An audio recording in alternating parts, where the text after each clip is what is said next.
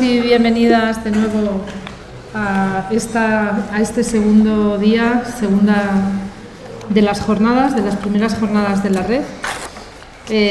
Lo digo con ilusión, igual que cuando empezamos la inauguración ayer, pero con una cierta pena porque ya esto se va rematando. Y bueno, pues han sido 2 días intensos que tenemos que terminar de aprovechar. Nada mejor que centrar hoy la conferencia con el doctor José Antonio Caride. Es un privilegio poder presentarle y poder contar con él en estas jornadas. Es un lujo, de verdad. Él es doctor en Filosofía y Ciencias de la Educación por la Universidad de Santiago de Compostela, con premio extraordinario. Tardaría muchísimo tiempo en poder presentar, voy a hacer algunas líneas así de pasada y luego para que pueda centrar su presentación, pero sí que es importante el marcar lo que es, cuál es su historia relativa, ¿no? Él es catedrático en Pedagogía Social por el Departamento de Pedagogía y Didáctica de la Facultad de Ciencias de la Educación de la Universidad de Santiago de Compostela. Desde el 2016 hasta el 2018 ha sido comisionado por la Dirección y el Consejo de Gobierno de la Universidad de Santiago de Compostela para el Campus de la Ciudadanía. Desde su creación en 1997 dirige el Grupo de Investigación Pedagogía Social y Educación Ambiental, siendo también el coordinador y el investigador principal de la red de grupos de investigación en educación y formación para la ciudadanía y la sociedad del conocimiento.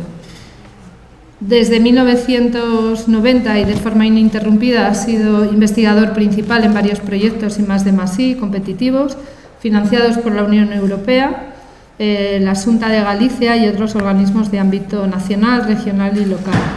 Es autor de más de 450 publicaciones en libros, monografías, revistas especializadas. Ha dirigido 47 tesis doctorales, defendidas y presentadas cientos de ponencias y comunicaciones en congresos y reuniones científicas. Pertenece a más de 30 consejos y comités científicos y editoriales de revistas especializadas en ciencias sociales y de la educación, así como diversos comités de evaluación y acreditación en el ámbito nacional e internacional. Desde agosto del 2018 es coordinador del área de Ciencias de la Educación en la Agencia Estatal de Investigación del Ministerio de Ciencia, Innovación y Universidades. Profesor visitante en varias universidades europeas y latinoamericanas. Y bueno, le fue concedida el Orden al Mérito Institucional del Consejo Mundial de la Educación, teniendo diferentes premios y reconocimientos académicos. Esto es una pequeña síntesis que bueno, pues muestra lo que puede presentarnos en esta mañana. Le voy a dar la palabra para que pueda hacer su intervención y luego también podamos aprovechar para poder debatir y hacerle preguntas. Quiero agradecerle de verdad que pueda estar aquí, su generosidad en estas jornadas tan modestas que hemos podido organizar, que se ha podido organizar en la Universidad de Granada, pues que haya podido estar aquí con la agenda que os podéis imaginar que puede tener. Así que muchas gracias, José Antonio. Tienes la palabra. Bueno, muchas gracias y buenos días. La verdad, abruma pensar que se está hablando de uno, ¿no? Y de pronto asociar a todo eso que está en un trayecto de vida, esos modos de hacer, de ser, de estar en muy distintas circunstancias. Estaba la pasada semana en Granada en una invitación cordial, siempre amable y amigable del profesor Antonio Luzón para uno de los másters que se imparten en esta facultad. Y le decía a sus estudiantes que inevitablemente cuando voy haciendo el equipaje me viene Miguel Ríos y el vuelvo a Granada, es inevitable ya. Y lo es por muchas circunstancias que hacen especialmente significativo este momento en esta mañana, un 25 de octubre, que puede ser un gran día, como magníficamente interpreta Joan Manuel Serrat, tras una presentación tan amable y tan amigable como la que acaba de hacer Marisa.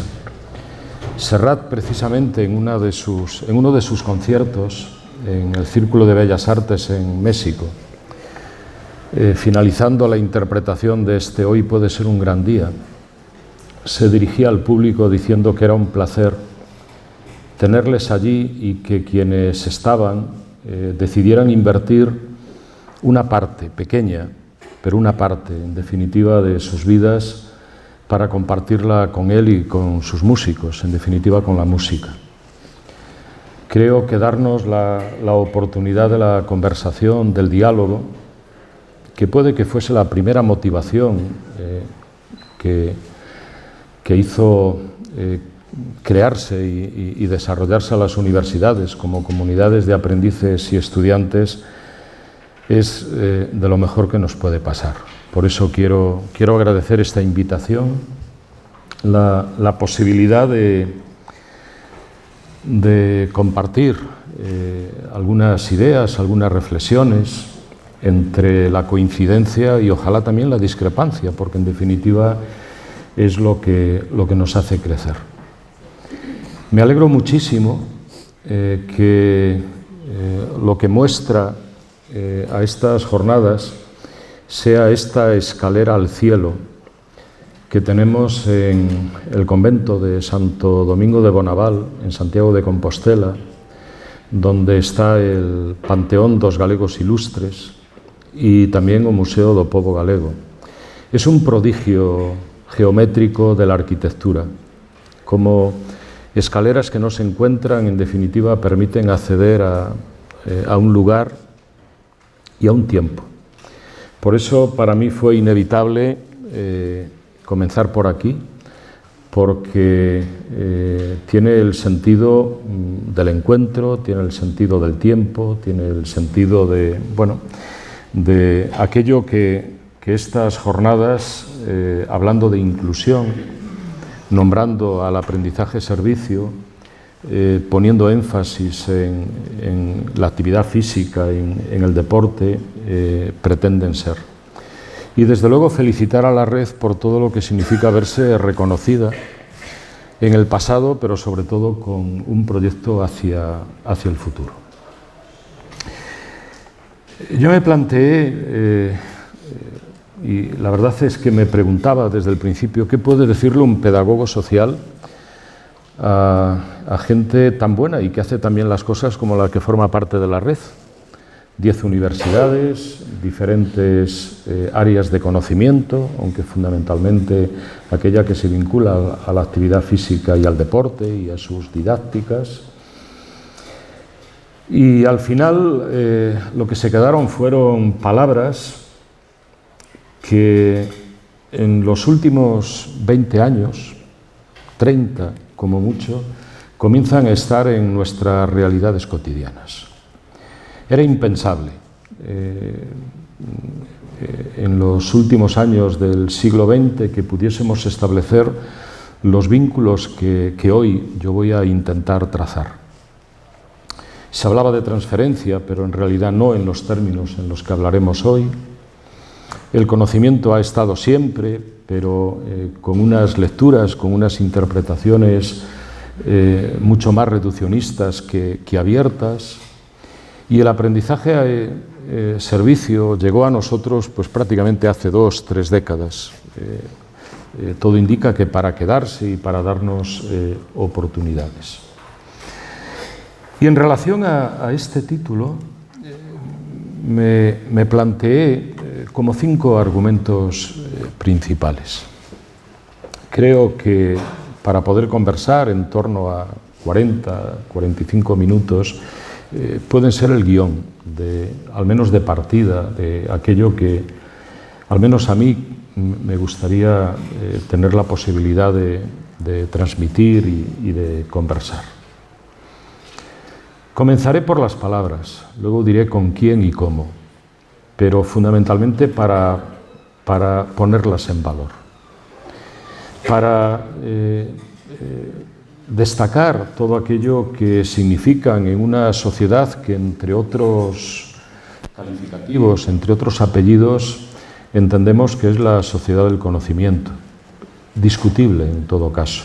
Es la sociedad de la información, es la sociedad globalizada, pero también es la sociedad desajustada, es la sociedad líquida, es esa sociedad que de un lado nos acomoda, pero de otro lado nos incomoda muchísimo. Y es inevitable que esto lo veamos también en cómo la estamos nombrando, explicando, interpretando y proponiendo cuando imaginamos cambios que debe transformarse, que debe cambiar.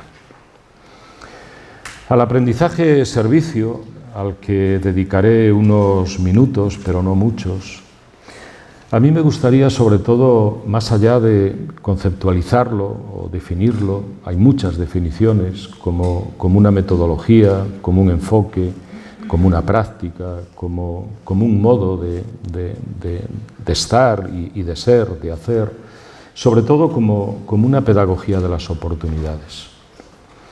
Y sobre todo en la vida cotidiana.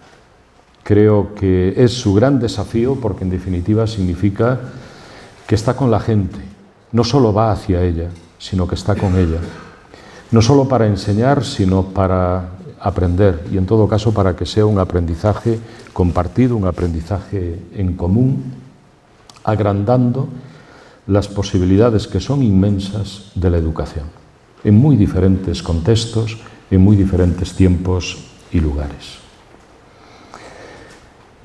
Unos minutos también para situar la APS en las universidades, que yo diría que es algo así como una posibilidad dentro de esas oportunidades de que algo más cambie. Los cambios frente a las resistencias y frente a las dificultades que una institución centenaria siempre tiene difícil de promover, de facilitar y de llevar a cabo, pero inevitables. Cambios que a veces vienen por derribo, y son muchos, simplemente a través de las políticas o de una legislación que más que dar posibilidades las quita. Cambios en los cuales hemos de tener un papel activo, protagonista, porque no se hacen al margen de nosotros. Otra cosa es que sean siempre para nosotros, a favor de nosotros, pero fundamentalmente para recordarnos que somos una institución que tiene un compromiso ineludible con la sociedad, que nos responsabiliza y que nos obliga continuamente a recordar quién somos colectivamente y no solo individualmente. Esa transición, yo creo que muy hermosa, que supone crear conocimiento, oír de la creación del conocimiento, creo que es uno de los modos de nombrar la ciencia, a todo aquello que significa transmitirlo a través de procesos de enseñanza-aprendizaje y en los últimos años decimos transferirlo, y no de cualquier modo, sino en clave social y humanística. No quisiera insistir tanto en lo que podemos hacer, aunque algo diré, en las ciencias sociales y en las humanidades, como en lo que significa tener la perspectiva de ese saber tantas veces identificado o considerado como inútil, ese hermoso libro de Nuncio Ordine en torno a la utilidad del inútil, ¿no? Ese saber de los faros lejanos del que habla García Gual para referirse a las humanidades. Eso que parece que se ha quedado en el tiempo, un tiempo atemporal, como diría en una lectura muy interesante del tiempo Manuel Castells, para decirnos que es nuestro tiempo, que es el tiempo presente, entre otras cosas porque no tenemos otro. Y además es en el que estamos obligados a construir el futuro.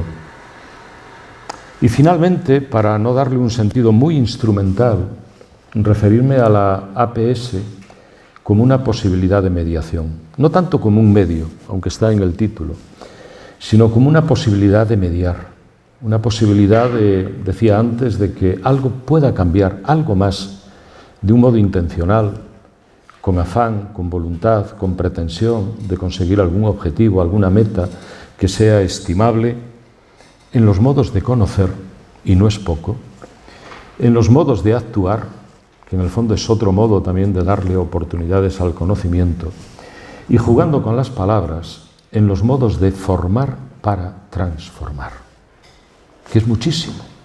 En definitiva, es una tarea en la que estamos, que no acabará nunca con nosotros y que tiene que dar la posibilidad de que sea continuada por las generaciones que vengan. Decía poner en valor las palabras, y no cualquiera, las mejores palabras. Y permítanme que en este sentido vaya a la escritura y a la lectura que nos proporciona el ensayo y la literatura.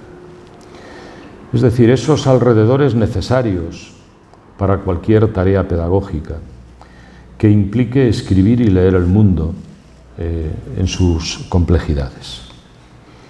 Y el primer invitado es Daniel Gamper, profesor de Filosofía Moral y Política en la Autónoma de Barcelona.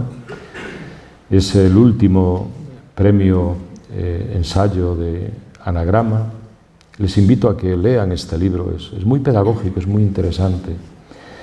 Partiendo de esta afirmación contundente, radical, necesaria, el lenguaje, en definitiva la comunicación, no pertenece a nadie, nos pertenece a todos. Y a partir de ahí, e invocando la libertad de expresión, en definitiva invocando la libertad de pensar, de decir, de hacer,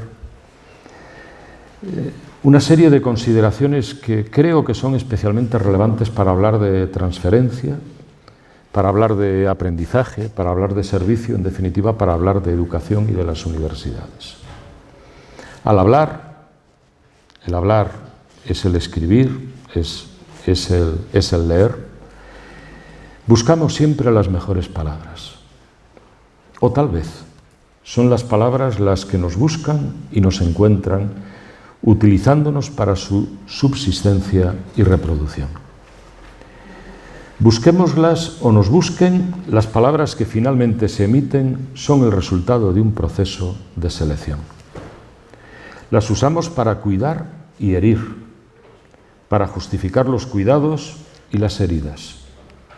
Podemos medirlas y meditarlas o dejar que broten espontáneamente, que manifiesten solo lo que dicen o que su significado se halle en lo que ocultan. Una vez emitidas, dejan de ser propiedad de nadie, son de todos. Creo que muchas de las palabras a las que acudimos en los últimos años, entre lo visible y lo invisible, lo que se desvela y lo que se oculta, nos obligan a una permanente búsqueda de significados que van más allá de lo aparente. Tengo para mí como una de las mejores formas de decir lo que es la educación, lo que en su momento dijo de ella Paulo Freire, un esfuerzo permanente y crítico de desocultación de verdades, en definitiva de palabras. Y luego veremos hasta qué punto tienen sentido cuando hablamos de transferencia de conocimiento y cuando hablamos de aprendizaje, servicio y también de universidades. Venir a Granada y no nombrar a uno de sus García, no es el García Lorca, pero sí es García Montero, significa poner en valor, yo creo que su último libro, Las palabras rotas, extraordinario. Sobre todo en su primera parte, que hace un recorrido por todas esas palabras que nuestras sociedades han tirado al cubo de la basura y que dice que tenemos que sacarlas para darnos vida, para darles nuevos sentidos, para vivir de otro modo. García Montero habla de unas pocas palabras verdaderas, Habla, entre otras, de la verdad. Casi es una metapalabra en este contexto. Pero habla del progreso, habla de la libertad, habla de la política, habla del conocimiento. Y dice algo que creo que es especialmente interesante que nos recordemos, al menos de vez en cuando. Más que racionales, los humanos somos seres de costumbres. Por muy alto que vuele la capacidad de pensar, poca distancia recorre y poco sirve si las ideas pierden pie separadas de la tierra o de la cocina o de las calles de la ciudad. Vivimos en las costumbres y en las palabras, porque son un puente entre la realidad y la abstracción, una forma de ser y de estar a la vez, de ser estando. Hermosísimo esto último. Y sobre todo lo que nos recuerda es que este pensar alto, que puede llevarnos del pensamiento al conocimiento, nunca puede prescindir, nunca puede inhibirse de las realidades en las que ese conocimiento se crea, se construye, se transmite, se transfiere. Para que verdaderamente sea estimable y para que verdaderamente sea un conocimiento que nos acerque a la gente y no nos aleje de ella, que es una de las mejores formas que, a mi juicio, tiene hablar de la metodología como un modo de ir a la gente, de estar con la gente, como decían Vaughan y Taylor en ese libro, yo creo que muy sugerente en torno a las metodologías cualitativas. Y para salir de nuestro entorno próximo, pues irnos a Murakami,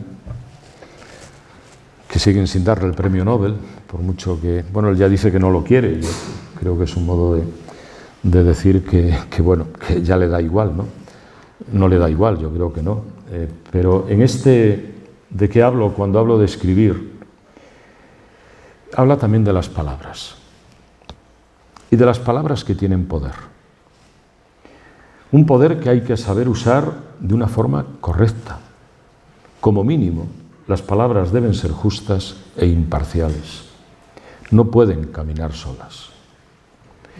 Las palabras deben ser educadas. Al fin y al cabo, aunque no solo, educamos con las palabras. Este es el añadido que yo le pondría a lo que él dice en esa página 35, para a partir de ahí irnos a un modo de representar las palabras, un modo de buscarlas, como diría Gamper, un modo de encontrarlas o que nos encuentren. Cualquier búsqueda que ahora mismo nos lleve a transferencia de conocimiento, a aprendizaje-servicio, entre otras, nos lleva a muchas imágenes, algunas de ellas coinciden con las que he representado aquí. Nubes de palabras. Y pareciera que están como cualquier nube arriba, pero en realidad son siempre nubes que van de abajo arriba, que han nacido con nosotros, que las hemos creado, las hemos alimentado y le vamos dando distintos sentidos. Y no siempre los mejores, los más estimables, los más justos, los más adecuados. Aunque es verdad, y continuando con las imágenes, porque este es un modo de mostrarlas, que en una de esas expresiones, en aprendizaje-servicio, casi todas las formas de demostrarlo son como muy benévolas.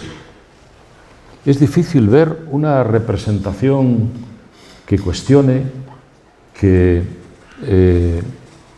ponga en negativo, que oscurezca lo que el aprendizaje-servicio pretende. Yo me he quedado con portadas de libros, fundamentalmente, con algunas de ellas. Más allá de todo lo que puede significar articular redes, tejer redes, como se pretende en este encuentro, y de que exista, entre otras, una red española de aprendizaje-servicio, en definitiva encuentros, que es lo que propician las redes, casi todo lo que recuerda de pronto que estamos ante una nueva posibilidad de construir pedagógicamente la educación en la sociedad y con la sociedad. Es una invocación al compromiso, a la responsabilidad, al sentido cívico, a una visión del mundo y de las personas en continua interacción. Lo ha ido haciendo progresivamente con distintos enfoques.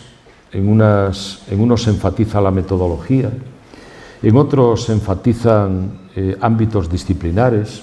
Yo me he quedado con uno de los textos recientes en torno al aprendizaje-servicio y la educación física. Pero en definitiva, casi todo habla bien del aprendizaje-servicio. Como digo, como algo deseable, como algo estimable. He intentado buscar algún cuestionamiento y me encontraba recientemente en una entrevista que concedía Nieves Tapia, una de las especialistas más destacadas en el contexto latinoamericano, en aprendizaje-servicio, solamente le ponía dos pegas. Una, que pueda acabar siendo un modo de que muchos jóvenes sean mano de obra barata. Y de pronto, ante eso que, bueno, es una transición entre el voluntariado y el hacer algo de un modo altruista y lo que significa verse reconocido en un derecho, que es el derecho al trabajo, pues efectivamente esto dé lugar a algún tipo de explotación, a algún tipo de aminoración de lo que significa, bueno, realizar una tarea por los demás que podría o que debería ser retribuida. Y de otro lado era el cuestionamiento de la falta de una articulación, de una conexión coherente entre la teoría y la práctica. Es decir, entre aquello que se dice que debe ser o que es el aprendizaje-servicio y lo que luego se hace en su nombre. Esto sabemos que es el problema de casi todo lo que nos pasa. Una cosa es lo que pensamos, lo que decimos, y otra cosa luego es cómo van siendo las realidades, los hechos, los acontecimientos, las circunstancias, etc. Pero todo en general, en aprendizaje-servicio, es bueno. También en las universidades. Es verdad que, al menos por las publicaciones, sea en artículos, sea en libros, sea en encuentros, el aprendizaje-servicio llega más tarde a las universidades que a otros ámbitos de la educación primaria, secundaria, la formación profesional, etc. Pero cuando llega parece que es para quedarse. Y no sabemos hasta cuándo. Hemos tenido muchas llegadas y casi no nos hemos dado cuenta después de cuando de pronto aquello que llegó se fue. Pero es verdad que si en los últimos años vemos lo que se está haciendo en nombre del aprendizaje-servicio, a modo de encuentros, de congresos, de publicaciones, de iniciativas, estamos en una dinámica en espiral, de la que sabemos más o menos cómo empezó, pero es difícil saber cómo puede continuar y hasta dónde puede llegar. Yo he situado aquí algunas muestras de cómo en las universidades el aprendizaje-servicio se vincula a una nueva concepción del currículum, de la enseñanza y del aprendizaje, en distintos ámbitos disciplinares, una oportunidad de innovar, una posibilidad de que los vínculos entre la formación teórica y la formación práctica o las prácticas tengan, bueno, pues una articulación más acorde con lo que decimos que debe ser, sobre todo en el contexto de eso que hemos dado en llamar el espacio europeo de educación superior, y en eso que, y aquí volvemos a las palabras y a sus múltiples lecturas, hemos dado en llamar las competencias. Hago un inciso porque no me detuve suficientemente en lo que significa nombrar algunas de estas palabras, ¿no? Fíjense que la palabra transferencia es una palabra en muchos casos peligrosa, es muy bancaria. Fíjense que la palabra competencia también. Y fíjense que la palabra valores, tan estimable entre nosotros, hay quien cree que tiene que ver con las bolsas, que son los bursátiles y no los cívicos. Por eso es importante tener en cuenta las palabras y los recorridos que tienen. No iré, son muchas las referencias, seguro que ayer Mónica pues abundó en esto, a nada que tenga que ver con un concepto, con una definición de aprendizaje-servicio. Sí he leído que ya en el año 90 del pasado siglo, Jane Kendall, había identificado solo en el contexto anglosajón más de 140 definiciones de aprendizaje-servicio. Hoy son muchas más y se han incorporado muchas desde la lectura, vamos a decir, latinoamericana o desde nosotros. Por lo tanto, aunque pongamos énfasis en que efectivamente puede ser una metodología pedagógica, es un servicio a la comunidad, es un aprendizaje de contenidos, tiene que ver con competencias curriculares. Creo que esta obra, entre otras autoras, también Mónica participó en ella, sobre las 11 ideas clave que se pueden construir en torno al aprendizaje-servicio, es una referencia, a mí me parece interesante, didácticamente una obra muy bien construida, como todas las que Graó publicó en torno a ideas clave en distintos ámbitos. Y yo de todo esto me quedé con esta idea. Si tuviera que decir qué es el aprendizaje-servicio, una pedagogía, sin duda. No esa a la que recurren de vez en cuando los políticos para tratar de salvar algunas de sus situaciones complicadas. Cuando eso nos recuerda, no, este es un problema pedagógico, no, este es un problema... No, el suyo es un problema político y ojalá le hicieran, no es tanto un problema pedagógico didáctico, ¿no? Habría que saber en todo caso de qué pedagogía habla. Pero aquí es una pedagogía en mayúsculas. Es la pedagogía de esas oportunidades, no solo de la vivencia o de la experiencia, sino de la convivencia. Es la pedagogía que nos lleva a la ciencia, pero una ciencia con conciencia. Es la pedagogía que nos recuerda el sentido de los derechos humanos, sobre todo en una palabra que ni tan siquiera en aquel momento, año 48, fue de las pocas que no se definió en esa declaración de menos de 2000 palabras, que es la palabra dignidad. Son las pedagogías que nombran la libertad, la justicia, la equidad, la cooperación, la solidaridad, el buen vivir, llámese bienestar o calidad de vida.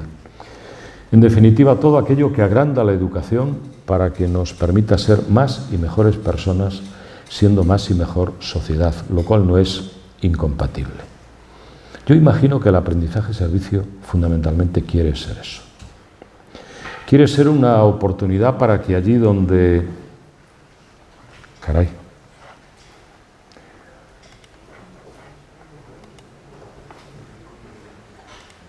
Decía, quiere ser una oportunidad para que allí donde en ocasiones solo se ven objetos, destinatarios, clientes, usuarios. Estas son palabras muy habituales, incluso en la acción social, la intervención social. La palabra intervención también es peligrosa. Veamos sujetos, no solo de atención, sino de la acción, para que se recupere el sentido participativo en todo lo que conlleva cualquier práctica democrática, para que efectivamente la palabra no sea vacía, sino llena de discurso, llena de argumento, para que sea acogedora y no hiriente, etcétera, etcétera. Yo imagino que el aprendizaje-servicio, pero no puede hacerlo sola, quiere ser una contribución a que todo esto sea posible. Y para hacerlo, y me voy a alguna imagen, aunque sea muy rápido, se recuerda en alguna representación gráfica, se recuerda en sus proyectos qué tipo de ingredientes, de componentes, de dimensiones, de factores de preguntas han de hacerse para construir respuestas. Porque indudablemente, y es otro juego de palabras, el aprendizaje-servicio empieza por un proyecto. Pero no es nada si no se convierte en un trayecto. Fíjense, dos palabras tan próximas, pero tan distintas. Y lo que interesa realmente es que proyecto y trayecto se den la mano, se abracen. Y que en ambos exista la posibilidad de situarnos en la realidad, pero al mismo tiempo de ir más lejos de ella. Lo que significa cambiarla, lo que significa transformarla, lo que significa situarla también en todo lo que pueda... Caray, pues algo se perdió, ¿no? Es que yo lo veo aquí y lo siento, perdón, no... Pues no sé qué pasó. No sé, aquí hay...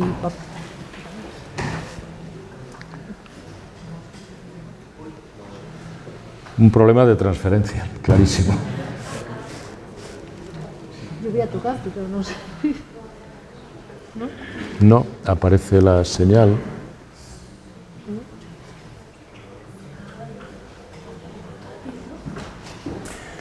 A ver, aquí está todo conectado. Ah, ahora está. He tocado algo ya. ¿Sí? Ah, muy bien, nada. No sé. Fantástico. Está encendido. Ya está.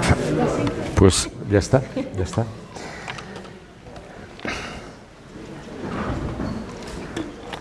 No, quería nombrar también en relación al aprendizaje-servicio, porque me imagino que está en su horizonte a las utopías. Esa palabra que nos dejó hace 500 años Tomás Moro, para darnos la posibilidad, como decía Eduardo Galeano y Ramonet, aunque solo sea para caminar, para tener un horizonte. Siempre inalcanzable, pero mientras tanto vamos caminando. Pues posiblemente el aprendizaje-servicio, decía, no solo sea esa posibilidad. Es muy interesante, por eso me quedé con esta imagen y no con otra. Preguntas para conocer el aprendizaje-servicio. Los niños pueden cambiar el mundo. Es un pueden precioso. Si no imaginamos que ellos también pueden, y que en definitiva con ellos todos podemos, es difícil que toda esa voluntad de que algo cambie para mejor se pueda construir. En la universidad somos mucho más... No, aquí pasa algo con la presentación que no entra, ¿no? A ver, voy a salir.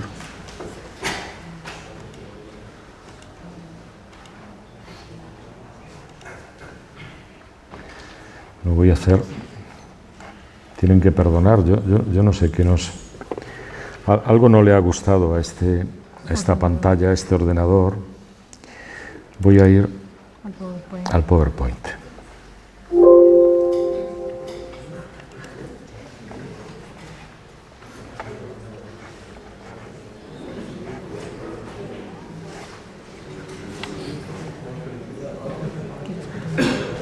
Es que no sé qué pasa, no sé por qué. Bueno, a ver aquí.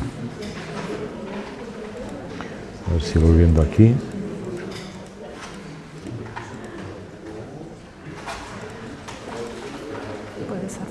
Sí, y ahora, bueno, voy a abrirlo aquí y voy a ir a pantalla completa, a ver si ahora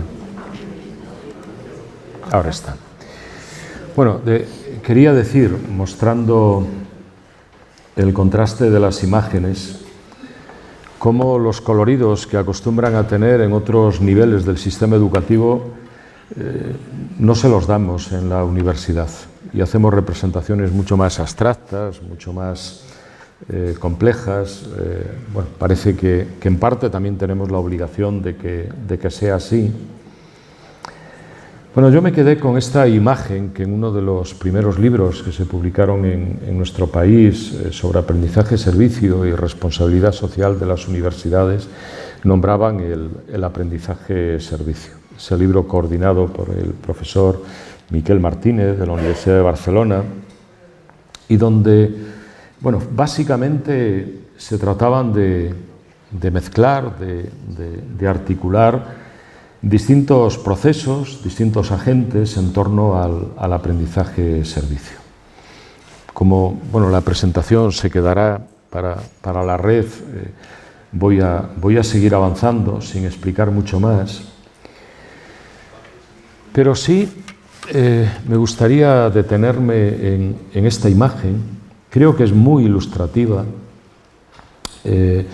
para que a partir de aquí podamos comenzar a comentar algunas cuestiones relacionadas con la transferencia de conocimiento. Quizás la primera cuestión es más que plantear una afirmación, es plantearnos como un interrogante si efectivamente es posible que el aprendizaje-servicio nos ayude a cambiar algo en las universidades. Obviamente, no solo el aprendizaje-servicio, se necesita mucho más, muchísimo más.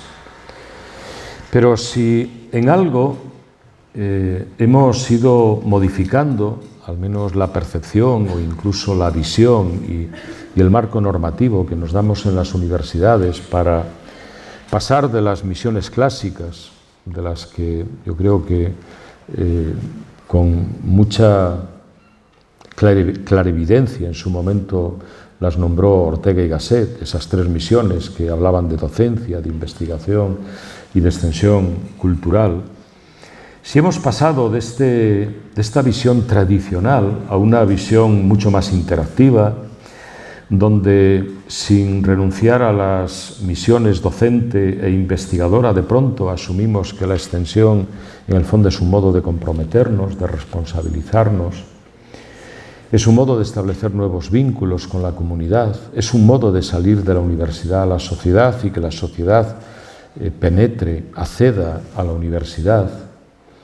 En un contexto que hemos de nombrar local y global a un tiempo, que no es lo mismo que la internacionalización, pues efectivamente puede que estemos dando alguna respuesta a un cambio o a determinados cambios en la universidad. En esa complejidad que nos caracteriza, cuando se habla de la APS en la universidad, se mencionan una serie de palabras y a ellas se asocian distintos significados. Es decir, ¿cómo sería ese cambio?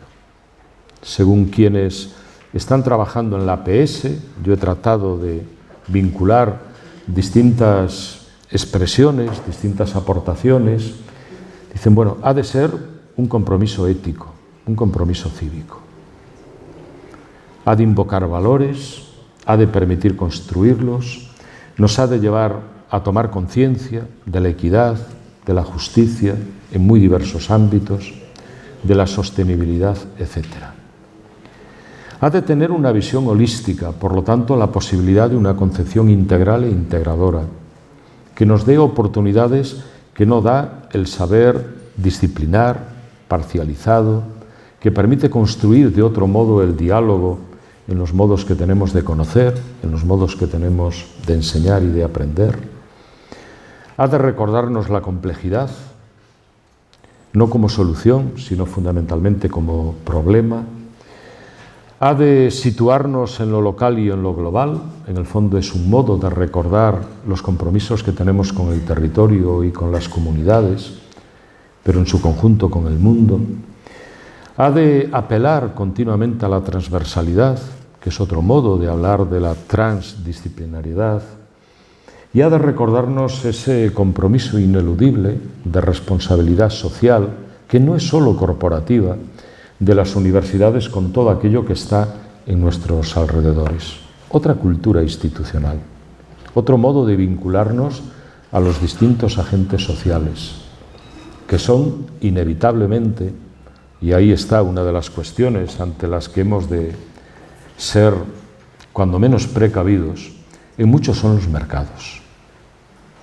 en mucho es la sociedad de los negocios, en mucho son las empresas y sus ambiciones, en mucho es la insostenibilidad de unos determinados modos de producir y sobre todo de consumir. Por lo tanto, el APS como una oportunidad de repensar la educación superior en el siglo XXI y en las universidades. ¿Qué pasa con la transferencia del conocimiento? Sobre todo, y cuando lo situamos en las ciencias sociales y en las humanidades, encontrarnos ante un discurso que es emergente y al que parece que todo lo que se ha dicho hasta ahora de la transferencia no le vale, o no se ajusta, o no se acomoda, o no dice todo lo que debería decir, porque a veces oculta, porque silencia, porque no consigue poner en valor todo lo que las ciencias sociales y las humanidades representamos en el conocimiento. Yo me quedé con algún concepto y veremos que no son los conceptos oficiales, ni tan siquiera los oficiosos, lamentablemente.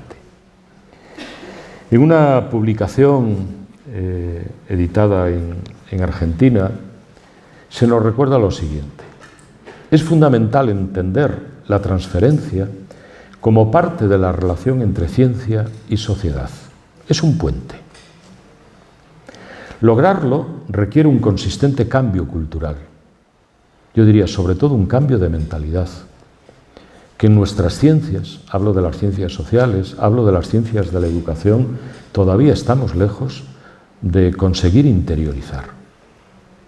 En el fondo es un cambio de paradigma, es un cambio de perspectiva. Es recordar de otro modo la deuda que tenemos contraída con la sociedad, lo que nos da, pero sobre todo lo que le damos y cómo se lo damos. Se trata de una responsabilidad común, por lo tanto compartida, de todas las áreas de la ciencia, indispensables para lograr que el conocimiento se transforme en un aporte para la imprescindible equidad social.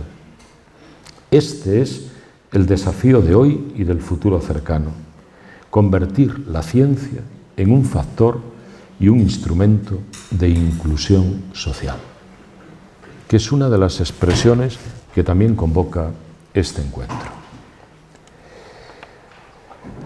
Hay un artículo, yo diría especialmente interesante, en un monográfico que la revista Arbor dedicaba al conocimiento y a la transferencia de conocimiento de las universidades a la sociedad hace poco más de una década, en el año 2008.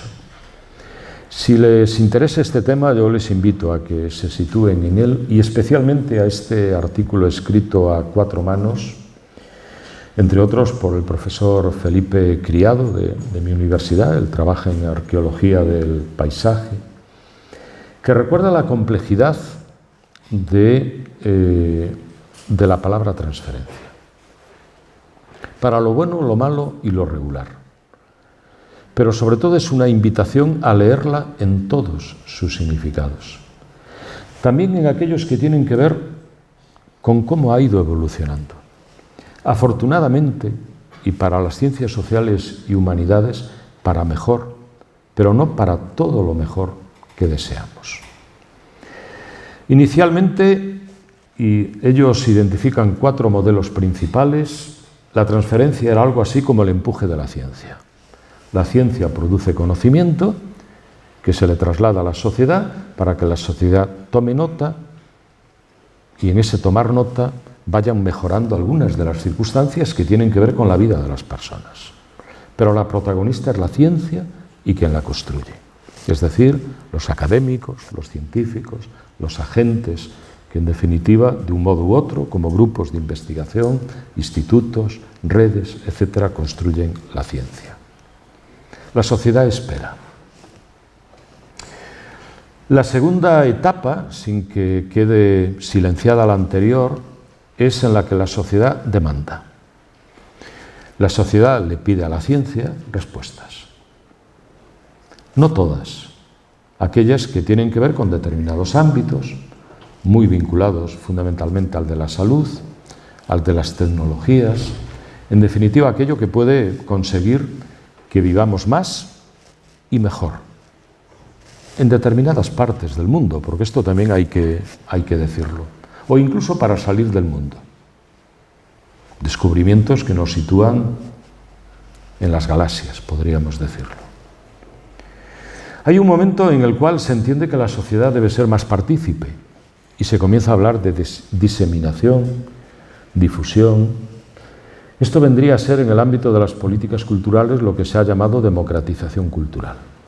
Es decir, que la cultura llegue a la gente, como sea, no solo en las librerías, los museos, los centros cívicos, culturales, también en los kioscos, a través de los medios de comunicación, etc. Hagamos divulgación científica, creemos una cierta cultura científica y que a esa demanda y a ese empuje de la ciencia se vaya uniendo una cierta conciencia de la ciencia por parte de la sociedad. Y llegamos al momento, posiblemente sea el más interesante, al menos en clave de ciencias sociales, en el cual se comienza a dar una perspectiva mucho más interactiva, mucho más relacional, una visión mucho más sociocultural y por lo tanto mucho más política. Pero llega muy tarde, y llega especialmente tarde a este país. Hablo de España en este caso. Porque si nos remitimos a los documentos, a los debates y a los acuerdos que hablan de transferencia del conocimiento desde una perspectiva más interactiva, más amplia, más democrática, en definitiva, de eso que han llamado la tercera misión de la universidad, pues en realidad tenemos que esperar en el ámbito de las ciencias sociales al año 2015, un foro, un encuentro promovido por el CSIC sobre transferencia de conocimiento en humanidades y ciencias sociales. Es un documento de 6 páginas, no es mucho más. A veces agradecemos la síntesis, pero a veces echamos en falta los argumentos que sostienen esa síntesis. Y más recientemente, invitándonos a un nuevo modelo de transferencia, la CRUE, con el protagonismo muy en particular de Salustiano Mato, a quien en estos momentos recordaríamos sobre todo por su iniciativa, en mucho fue él, de la convocatoria de eso que se han dado en llamar sesenios de transferencia en nuestras universidades y que todavía estamos esperando y seguiremos esperando unos meses que se resuelvan, con muchas claves interesantes en torno a qué estaba en el BOE y a partir del BOE lo que va a ser su evaluación, porque resolverá algunos interrogantes que hoy tenemos. Claro, en estos documentos se alude efectivamente a cómo hemos cambiado el sentido que le hemos dado a la transferencia. Del modelo clásico, el inicial, procedente del mundo anglosajón, donde básicamente la transferencia se asociaba a la tecnología. Y como mucho a esa visión de la tecnología entendida como el conocimiento científico puesto a servicio de la resolución de problemas prácticos, tal y como la definió en su momento Mario Bunge. Por lo tanto, un paradigma, una opción en la cual la transferencia fundamentalmente va a los artefactos, va a los instrumentos, va a los aparatajes, va a todo aquello que en definitiva, obviamente, entre otras cosas, nos permite un cierto manejo, almacenamiento, etcétera, del conocimiento. Asociado a su gestión, la gestión del conocimiento, donde intervienen ya determinados organismos, entidades que se encargan, por responsabilidad social, institucional, de que esa gestión sea sobre todo eficaz y eficiente. La nueva perspectiva, una visión más crítica, es la que nos sitúa en esta lectura más interactiva, en un nuevo modelo para el que se recupera una vieja idea construida en el mundo anglosajón de la triple hélice, que en el informe de la CRUE es interesante que lo puedan leer. En realidad es un molinillo que mueve el conocimiento y que va articulando, situando en el centro a las universidades, distintos mecanismos. Interesante porque sobre todo aporta esa visión sociocultural y reconoce a las universidades, sobre todo en el caso español, como un agente fundamental en su sentido público a la hora de construir y de transferir, de dar a la sociedad ese conocimiento. Bueno, las imágenes ampliadas vienen en definitiva a recordar quienes son partícipes de esa articulación, las universidades y otros centros de I+D, las administraciones públicas decisivas, porque en definitiva son las que toman las decisiones en materia de política científica y tecnológica, por lo tanto interesa mucho desde qué concepciones, con qué recursos, con qué inversiones, con qué oportunidades esas administraciones públicas gestionan entre aquellas que tienen una visión más central y aquellas que tienen una visión más descentralizada de esos recursos, cómo definen la competitividad, cómo articulan nuestra labor docente e investigadora, no son problemas menores, cómo hay la participación de otras entidades, y esto en definitiva significa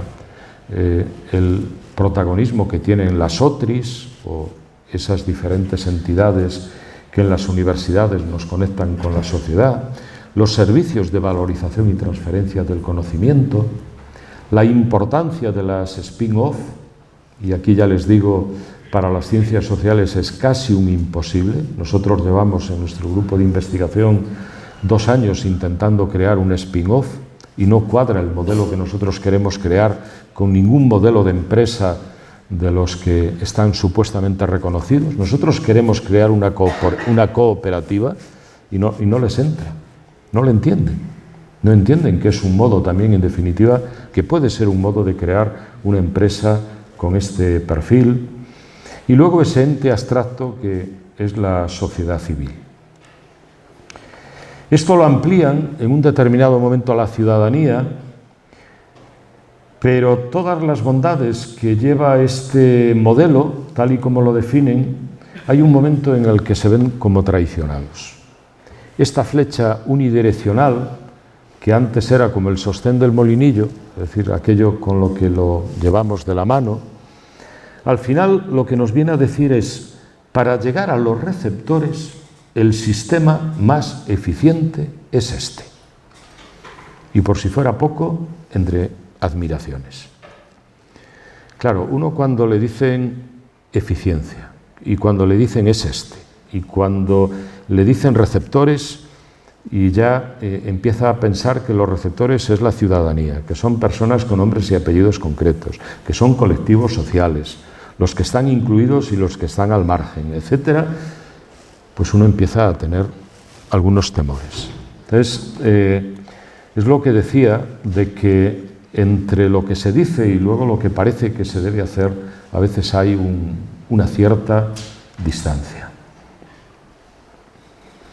Y ya para ir terminando, en ese afán de situar la APS como una oportunidad de mediación,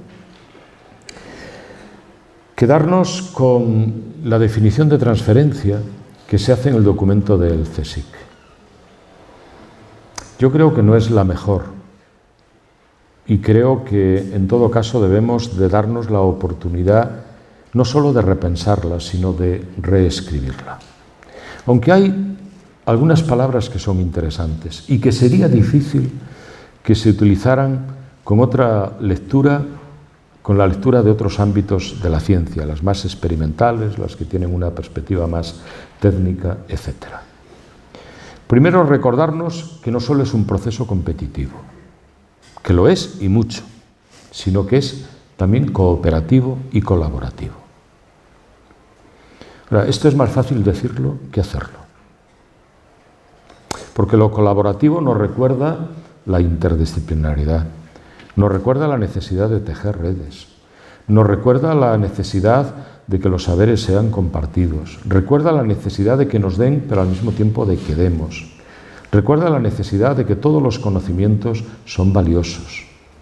Los que creamos en el mundo universitario, académico, científico, pero también los que están fuera. Y eso todavía nos queda mucho en las mentalidades, en las actitudes, en los comportamientos, en las prácticas por hacer. Aluden a la aplicación del conocimiento generado en la investigación científica en un entorno socioeconómico, contribuyendo a generar valor y riqueza. Y es ahí donde esa asociación entre transferencia y valor y riqueza y mercados también merece que al menos tengamos algún tipo de precaución. Es verdad que una de las distinciones que se suelen hacer entre transmisión y transferencia tiene que ver con que la transmisión, en definitiva, lo que significa fundamentalmente es darles a otros conocimiento, a través de planes de estudios, a través de programas formativos, a través de difusión de saberes, etc. Y que la transferencia, dicen, fundamentalmente ha de consistir en poner en valor ese conocimiento. Y sobre todo para que tenga algún tipo de repercusión en la esfera socioeconómica. Y ahí nos recuerdan los dos principales agentes: el mundo de las empresas, el mundo de la producción, el mundo de la economía fundamentalmente, y el mundo de la administración pública. En este documento, que es muy breve, es muy interesante porque hay 3 secuencias en las cuales se ofrecen cómo ven el mundo de los empresarios, porque todo tiene nombres y apellidos, las empresas es un abstracto, lo que hacemos los académicos por el conocimiento. Desde estar alejados de la realidad hasta ser muy teóricos, hasta que ellos tienen que ocuparse de problemas reales y los nuestros son en muchas ocasiones especulativos, en contraste con lo que creemos en la comunidad científica, sobre todo en el mundo de las ciencias sociales, que creemos que aportamos un conocimiento que es muy valioso, pero que la sociedad no reconoce y no reconociéndolo no lo aprecia lo suficiente. Y ahí tenemos un problema de comunicación, tenemos un problema efectivamente de responder a veces a las necesidades sociales. Afortunadamente entienden esa riqueza no solo en su vertiente económica, sino en su sentido social, cultural, político, sin fronteras. La pregunta ¿cómo contribuir desde y con el conocimiento a mejorar la vida cotidiana de todas las personas que estén cerca o lejos, individual o colectivamente? Posiblemente sea, sin duda, la pregunta, una de las preguntas, o en realidad varias, que están incluidas en esta, que debamos estarnos planteando continuamente para buscar respuestas. Tenemos algunas, pero puede que ni todas ni las mejores. En este documento, la comunidad científica, haciéndose eco de lo que había dicho la CRUE en ese documento sobre APS y sostenibilidad, la comunidad científica decía lo siguiente: como recomendaciones para que podamos, a través de la APS, a través del conocimiento, a través de lo que hacemos en grupos de investigación, que los proyectos de I+D+I tengan impacto social dando respuesta a problemas concretos. Bueno, y es verdad, esto en cualquier proyecto que diseñemos hoy, que enviemos a cualquier evaluación, es algo que se nos está preguntando. ¿Cuál es el impacto social que se prevé de ese proyecto? Y la verdad, en muchas ocasiones damos más bien respuestas ambiguas o genéricas o poco concretas, sin especificar, sin concretar quiénes son ese social. ¿De quién hablamos? No solo para quién hacemos, sino incluso con quién hacemos. Claro, si esto va acompañado de que lo que fundamentalmente se está evaluando es más que el impacto social, el impacto científico, y además de un modo reduccionista, JCRs, Scopus, etc., pues tenemos un problema grande, muy grande, y algo hemos de hacer para que no suceda. Se dice que hemos de ser empáticos. A mí me sorprendió esta expresión en este documento, ¿no? Es una palabra como muy psicológico-social, es una palabra que nos recuerda mucho el mundo de las relaciones, de las comprensiones, de los entendimientos. Tener empatía para entender, para ser sensibles a las necesidades sociales. Eso que hemos dicho, que la ciencia no se puede guiar solo por la razón, sino también por la emoción. Por aquello no solo que ya está establecido, sino por aquello que rompe, que abre, que va más allá de lo que se conoce. Que debe permitir desarrollar la capacidad de comunicación y la apertura al entorno socioeconómico, inevitablemente. Y que necesita interaccionar con las estructuras institucionales que apoyan o que contribuyen a la transferencia. La comunidad científica que estaba representada en este foro decía que debíamos de hacer esto. Como decía, creo que no es todo lo que hemos de hacer, que incluso hemos de hacerlo con otras palabras si realmente queremos, y yo creo que es una oportunidad, que la APS contribuya a que esto pueda ser así. Nosotros, y termino con esta imagen, pero es también una invitación a que visiten ese artículo, para tejer redes. En pedagogía social, a través de un trabajo muy elogiable del profesor Miguel Melendro, de los profesores Miguel Melendro, Ángel de Juanas, Francisco Javier García y Paloma Valdivia, analizaron cómo nos ha ido en transferencia en los últimos años. Ellos han construido un conjunto de indicadores.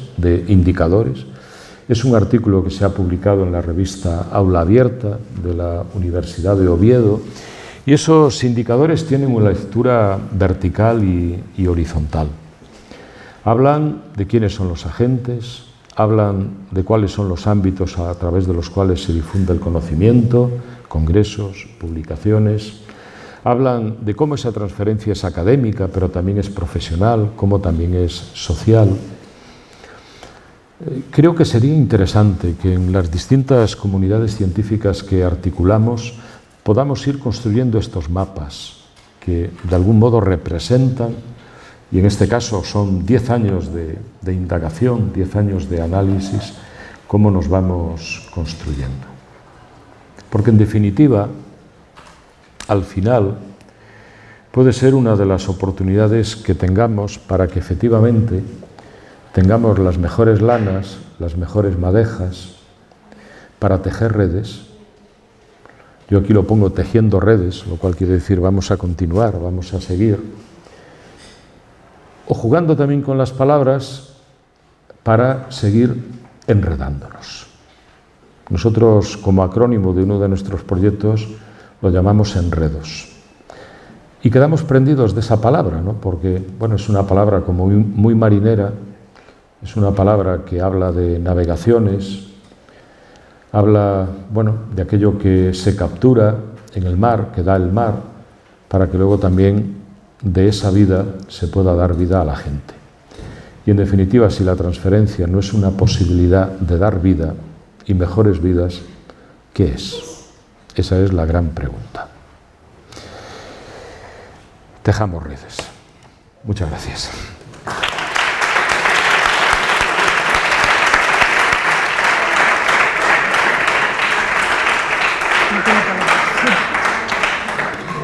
Bueno, no tengo palabras para definir la exposición magistral que ha hecho José Antonio en este rato. Muchísimas gracias por tus aportaciones. Yo tenía un pensamiento final diciendo, madre mía, la de tareas que tengo.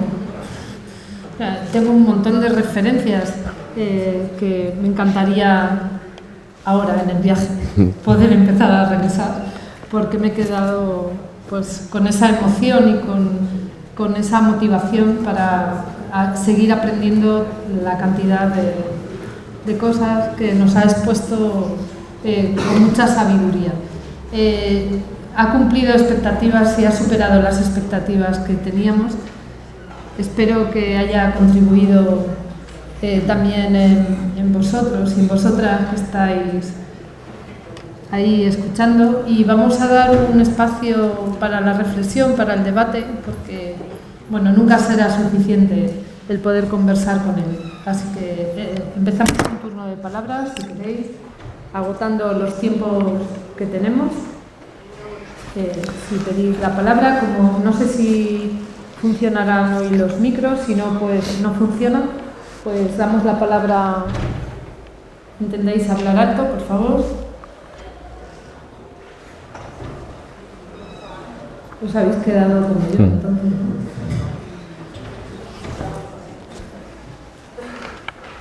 Hemos invadido un tiempo que es, dicen los niños, el más estimable de todo lo que hacen en la escuela, que es el recreo.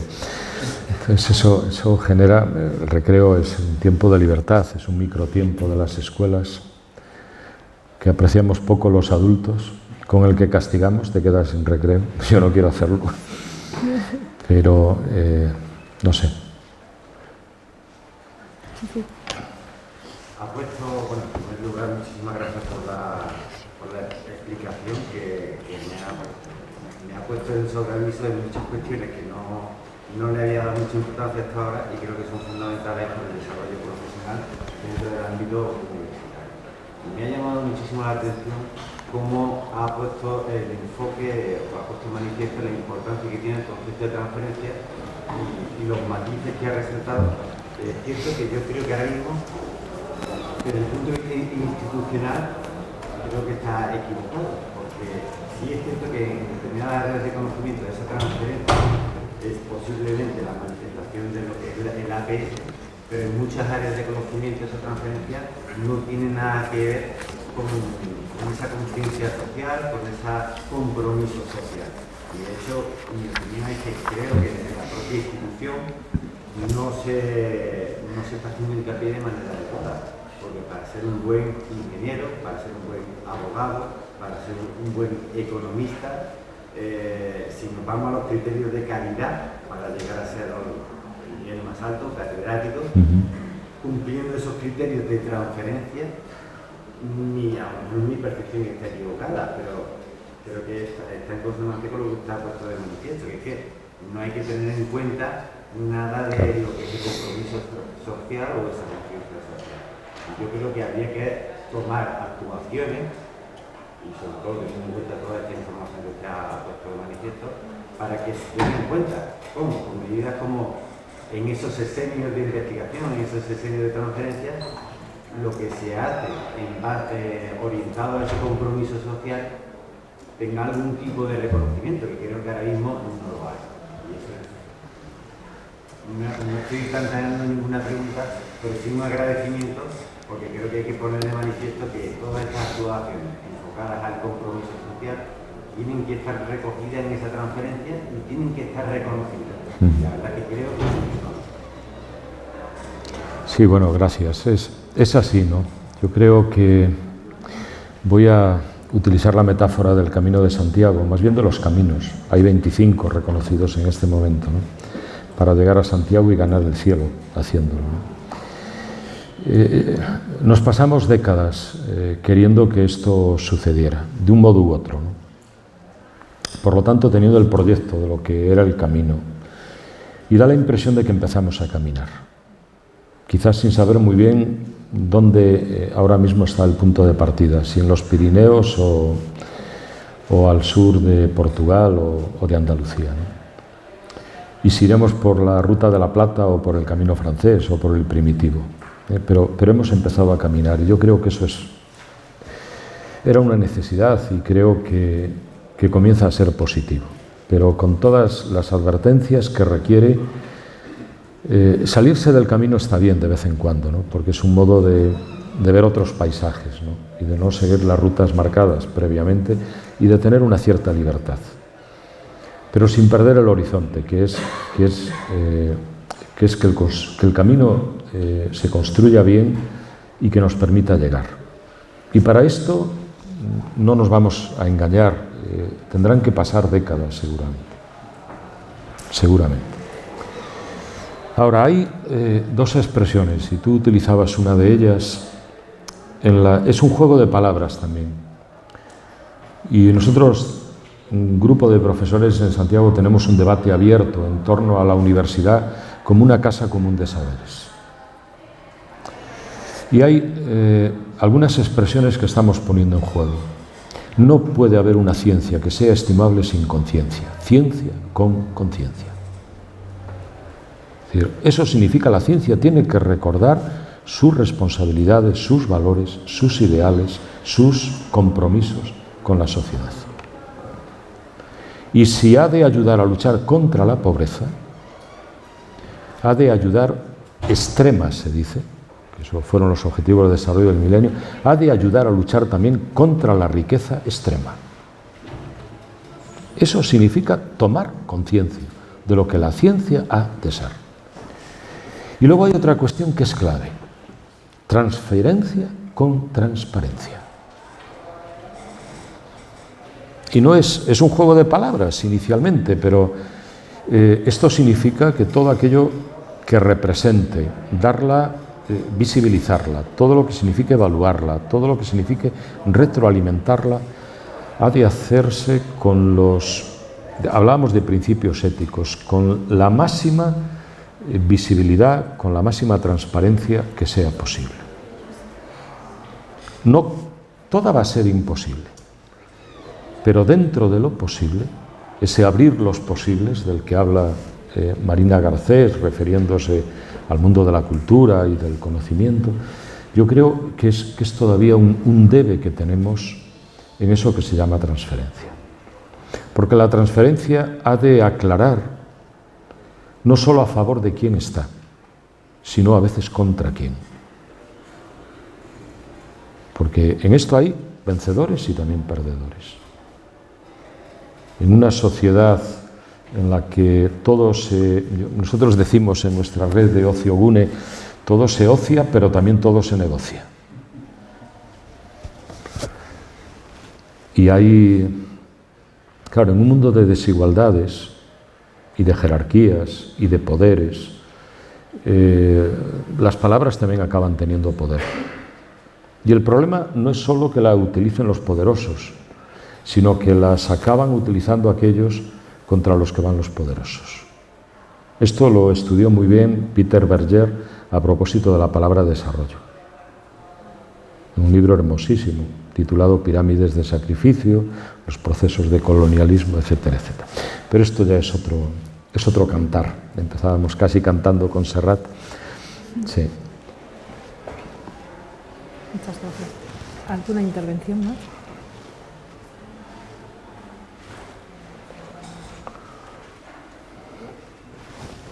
Volviendo sobre el tema que estaba planteando antes, ¿no crees que la apertura de los sexenios de transferencia viene a estandarizar el concepto de transferencia en el ámbito universitario? Y ya sabemos que la estandarización tiende a la simplificación, con lo cual es posible que mucha de la riqueza que hay ahora mismo de trabajos situados en ese ámbito se tengan que homogeneizar y formalizar para conseguir la recompensa que ofrecen los sexenios. Estoy de acuerdo contigo en que es interesante que esto ya esté en una discusión pública, pero creo que va a ser muy difícil solventar los efectos perversos que pueda tener, como ya lo tienen los actuales modelos de sexenio de investigación, con toda un poco la parafernalia de niveles, profesionales, uno, dos, tres, que hacen muy difícil los trabajos de largo recorrido, porque no tienen un reconocimiento dentro de la empresa en la que estamos. No, sin duda. Es decir, está en los riesgos que de un modo u otro, yo no diría tenemos que asumir, pero tenemos que entender que están ahí. No podemos olvidar, al menos los que tenemos bastantes años, y a mí me ha ido muy bien, es decir, todo lo que he pedido y en sesenios de investigación y de docencia lo tengo, quiero decir, y ya no puedo pedir más, he llegado al máximo, por lo tanto, no es ese viaje. Yo creo que pensando, es decir, recordando el pasado, tenemos que hacer memoria de por qué nacieron los sesenios. Esencialmente para intentar compensar una retribución que siempre se entendió que era insuficiente y que era injusta en la labor que hacíamos. Empezó por ahí, pero a partir de ahí llegaron muchas perversiones. Y seguirán, yo creo que seguirán llegando, ¿no? Porque al final son los usos, pero también los abusos. Y los por qué y los para qué. Y eso significa acreditaciones, eso significa reconocimiento, significa retribuciones, etcétera, ¿no? Pero tampoco debemos olvidar que, en definitiva, mucho de lo que ha sido, está siendo y pueda ser esto, forma parte de lo que son nuestros particulares modos también de hacer, de ser y de estar. Somos nosotros, en definitiva, quienes estamos en este debate, quienes tomamos las decisiones, quienes establecemos los criterios, que decidimos a quién, cómo y de qué modo, etcétera. Y bueno, esto efectivamente ha ido generando muchas incomodidades, muchas insatisfacciones y, lo que es peor, muchas injusticias. Porque hay mucho que no se acomoda a este modo de evaluar, de reconocer, de poner en valor lo que significa nuestra condición de académicos, de universitarios, de investigadores, etcétera, ¿no? Y aún así, y aceptándolo como un desafío, yo creo que es preferible que tengamos esta tercera vía a que no la tuviésemos. Creo que nos puede dar, hemos de hacerlo, y bien, pero que nos puede dar oportunidades y dárselas a muchas personas que de otro modo puede que nunca las tuvieran. Pero es un proceso, es una construcción. Veremos a dónde conduce, ¿no? A mí me ilusiona ya en determinados foros en los que he estado, por ejemplo en la Agencia Estatal de Investigación, ver que, bueno, en definitiva, somos los responsables en mucho de la evaluación. Comenzamos a cuestionar este sometimiento a los JCR, a los impactos científicos, a esos valores, ¿no? Es decir, bueno, un modo de decir, empecemos a ser conscientes de que esta puede ser una vía, pero ni está siendo la mejor ni puede ser la única. O que ya haya debates que empiecen a decir que los artículos está bien en todo lo que ponen de estimable desde el punto de vista empírico, es decir, de información, de datos, que responden pues, a unos objetivos, a unos métodos, a unos resultados, pero que estamos matando el pensamiento fuerte, estamos matando la reflexión. Y que tenemos que recuperar el ensayo, tenemos que recuperar los libros, tenemos que recuperar todo aquello que nos dé una oportunidad de lectura que vaya más allá de citar a aquellos autores que están un poco en el estado de cuestión de la literatura, de los antecedentes, porque a veces no pasan de eso, de referencias, no pasan de eso. ¿Cuánto hay de conocimiento profundo de esas obras? Y de todo lo que precedió y contextualiza esas obras. A veces muy poco, lamentablemente, ¿no?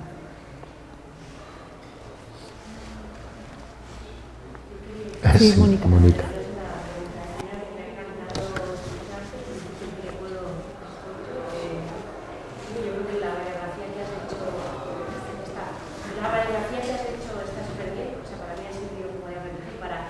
ubicarte en un mundo donde a veces esa presión de los JCR, de que a veces no parece que no hace nada, o a veces nosotros mismos cuando hacemos investigaciones sobre arte e inclusión, al final, bueno, ¿y en qué mejorar al final de las mujeres con las que trabajamos? Si en algo mejoramos la vida de los equipos, eso puede mejorar la vida de las mujeres, ¿no? O de las personas con las que trabajamos, y a veces eso no lo sabemos ni poner en valor, no tenemos ni nombres para decir si eso es transferencia o es intentamos ayudar a los equipos, punto, ¿no? Y sí.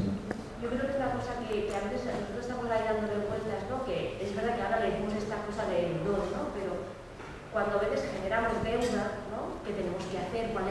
impacto, cuál es la medición, qué tal, estamos como endeudados en no sé qué, ¿no? Endeudados con nuestros currículos, endeudados con...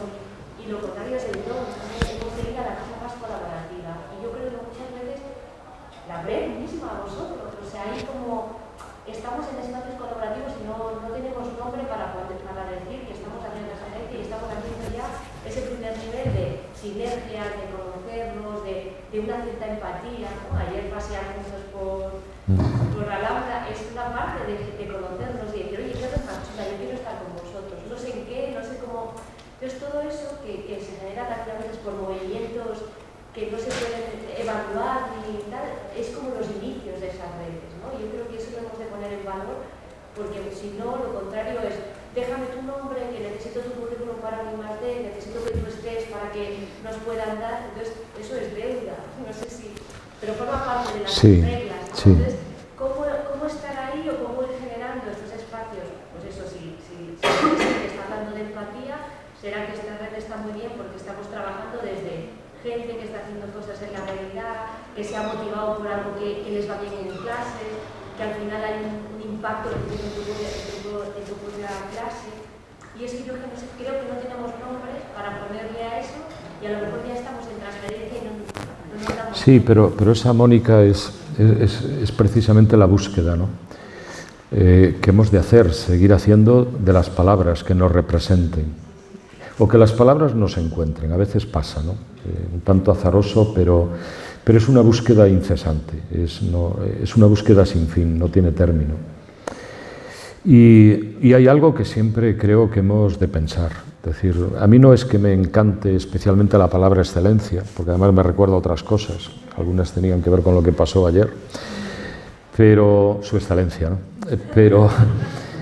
Pero si de pronto lo que nos recuerda es que tenemos la obligación y la necesidad de que aquello que hacemos en la docencia, en la investigación, en el conocimiento sea lo mejor posible, si tiene que ver con eso, hemos de estar en esa tarea. Es decir, hemos de asumir con la máxima conciencia o consciencia posible que nuestra obligación es la mejor educación, es la mejor investigación, es el mejor conocimiento, que esto vaya a los proyectos, etc. Y conciliarlo con otros términos, otras palabras, casi vivencias, que tienen que ver con honestidad intelectual, honestidad académica, siempre en disposición de aprender, siempre con la posibilidad de poder enseñar algo, etcétera, etcétera, ¿no? Y ahí es donde, bueno, hemos de ser muy perseverantes. Y yo es ahí donde reconozco la labor pedagógica. Esa pedagogía necesaria, llámese social, llámese cívica, como quieran, en la cual todos hemos de asumir el desafío, la ilusión y el desafío que implica tener un mundo mejor. Porque además necesitamos ciencia para darle otro giro a este cambio que no queríamos, siempre quisimos cambios y de pronto nos llega uno indeseable, que es el climático, ¿no? Pues para que esto no suceda, u otros. Es decir, que vayamos a un planeta que va a tener 10.000 millones de habitantes en nada, que todos tienen necesidades mínimas, todos tienen derechos. ¿Quién imaginaba en el año 48, cuando vivían en el mundo 1.400 millones de personas, que esos derechos, que son de todos y de todas, iba a significar hablar de 10.000 millones de personas, es decir, multiplicar por 10 lo que era en ese momento? Es que a veces nos olvidamos de esto, ¿no? Y es la vida, pero son las vidas de la gente, y todas las vidas, es la vida en su diversidad. Entonces, ahí estamos, bueno, permanentemente desafiados. Y los que vengan no lo van a tener más fácil. Por eso el reto todavía es más complicado, ¿no? Y no sé, es lo que se me ocurre en estos momentos, ¿no? ¿Alguna intervención más? Podéis aprovechar. No creáis que tengo todo el tiempo del mundo, como decía la canción, porque tengo que llegar a Santiago como sea es Siberia, porque no es otra cosa, pasando por Madrid, a eso de las 12, sí, como tarde, ¿no? Pero bueno, yo estoy muy bien aquí, me quedaría en Granada el fin de semana, que va a estar estupendo, ¿no? Bueno, pues si os parece, si no hay hoy ninguna intervención, que nos quedaremos con las ganas de hacerla. Pero siempre estará... Tenemos tiempo. Media hora de recreo. Ah, claro. Sí, vale, sí, pero estaba ahí. Bueno, pues muchas gracias de nuevo a todos, especialmente a... Gracias.